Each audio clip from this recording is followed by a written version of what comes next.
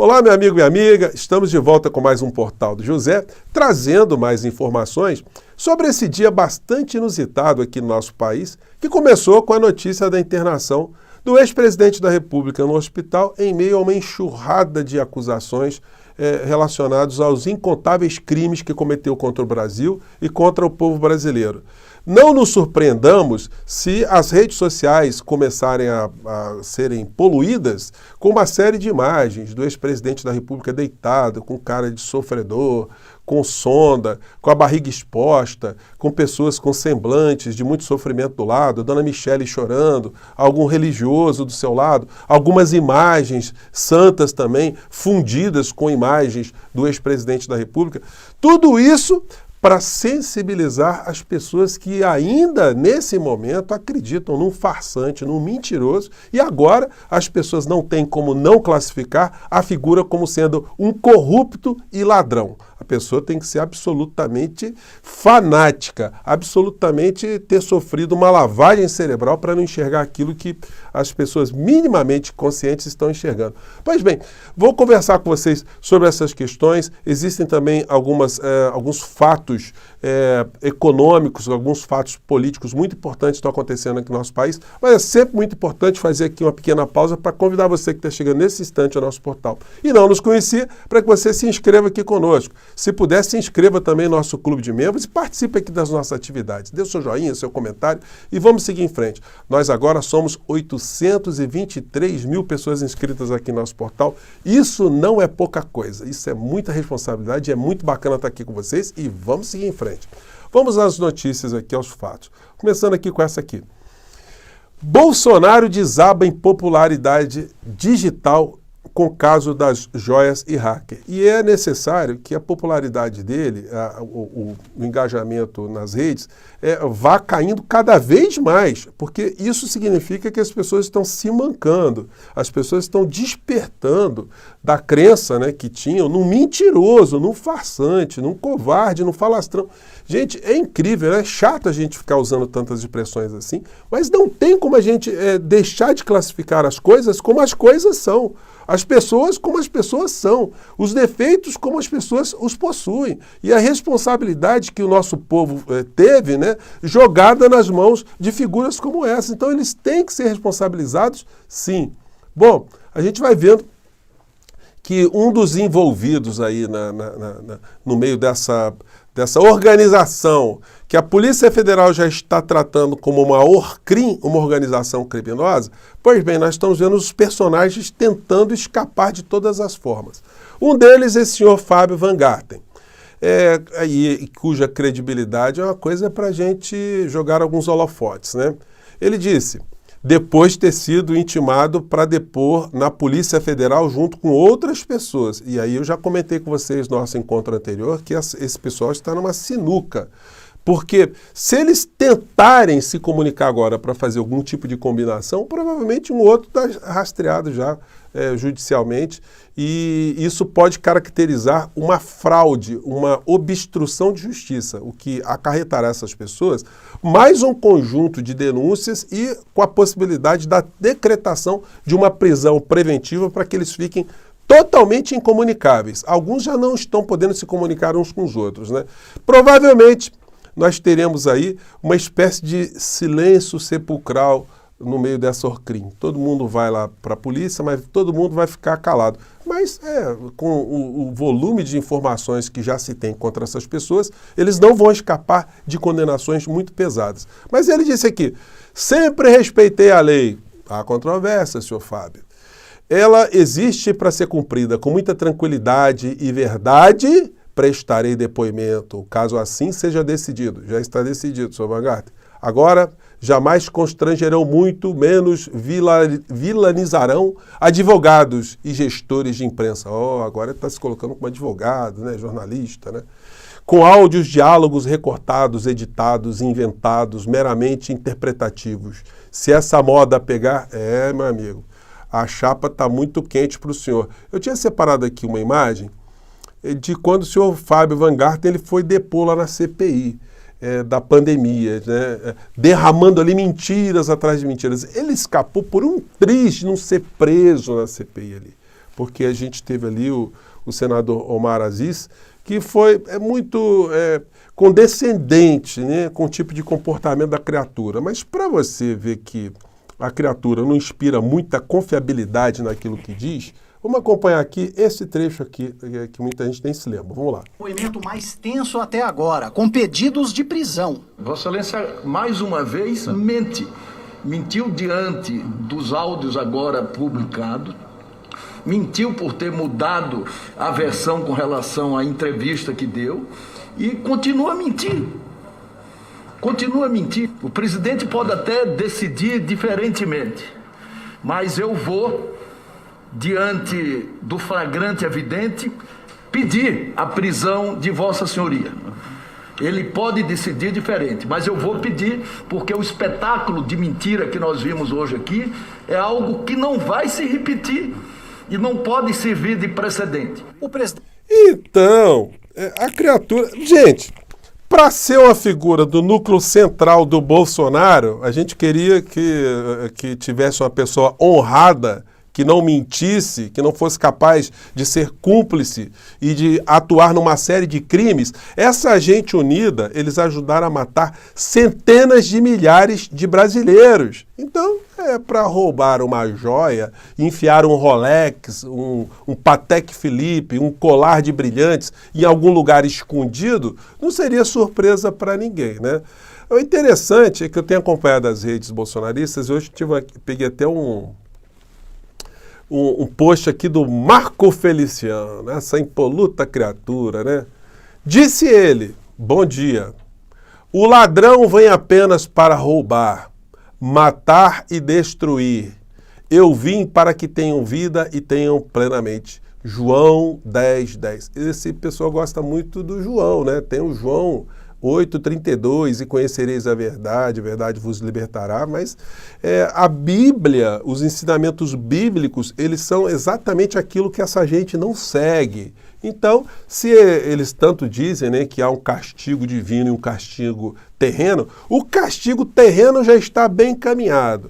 O castigo divino fica aí para as pessoas que entendem desse assunto para avaliarem, né? Se essa gente vai também ter um rol de contas a prestarem com esse outro mundo, né? Pois bem, estamos vendo aqui que a Polícia Federal intimou Bolsonaro, Michele, o ASEF, Cid e outros para depoimentos simultâneos. Como eu disse para vocês, muito dificilmente eles vão conseguir fazer uma combinação bem organizada, bem orquestrada, com tantas possibilidades deles estarem sendo identificados. Quando essa patota que foi presa, os auxiliares principais de Bolsonaro, por conta da falsificação do sistema de vacinas, com os cartões de vacinas, essa gente estava viajando com Bolsonaro para cima e para baixo, com documentos falsos, falsificados, o que significa que eles cometeram infrações sanitárias nos países ou contra a saúde pública dos países para onde eles baixaram, né? Nós não sabemos se o governo norte-americano, se ele tomou, as autoridades, se tomaram algum tipo de iniciativa contra esses criminosos, inclusive a figura do ex-presidente da República que viajou com atestado, com certificado de vacina falso, ele e a família dele inteira. Quando essa turma foi presa, o Van Garten correu para a Polícia Federal. E eu me lembro dele prestando declarações ali à frente da polícia, que ele foi ali ver se eles estavam bem, se os presos estavam tendo seus direitos garantidos. Não foi nada disso. Ele foi simplesmente dizer para todos eles para ficarem calados quando eles tivessem, né, para prestar os seus depoimentos. E o que aconteceu? Todos eles utilizaram o direito de ficarem calados. Então, ou eles são médiums, né? Eles se comunicam mediunicamente, ou então o senhor Fábio Van Garten foi lá e espalhou para que eles ficassem de bico calado, porque senão a chapa ia ficar muito complicada para todos eles, né? Bom, o clã continua muito preocupado com o futuro do ex-presidente da República, né? Eles sabem que a situação está irreversível, mas o Dudu Bananinha continua a fazer grana. Ele criou um evento, né, que está tendo desdobramento nesse mês aí, mas para você virar um conservador, né, você tem que pagar uma grana, se inscrever lá no clube do do Bananinha. E se puder também, você compra lá uns calendários, compra umas estátuas, compra chapeuzinho do mito, né, para o aniversário do seu filho. Esse pessoal gosta muito de grana. É impressionante, né, gente? É um negócio assim meio não, né? Completamente psicopático, né? Os caras não mudam de assunto para enfrentar a realidade do assalto que o pai dele fez contra a fazenda pública, contra o erário, contra a dignidade do nosso país. Porque, vejam bem, gente, se você tem um amigo ainda bolsonarista, pergunte para ele, amigo bolsonarista, você já deu um presente para alguém? Quando você dá um presente para alguém, você quer agradar essa pessoa. É assim no mundo inteiro, né? Então, vocês imaginam que o ex-presidente do nosso país recebeu um presente e vendeu o presente? O que a gente diz do caráter de uma pessoa assim? Você é bolsonarista, você dá um presente para alguém, essa pessoa depois vende o presente que você deu para ela. Isso é normal? Vende todos os presentes e você acha que uma pessoa dessa tem caráter? É aquilo que eu disse para vocês.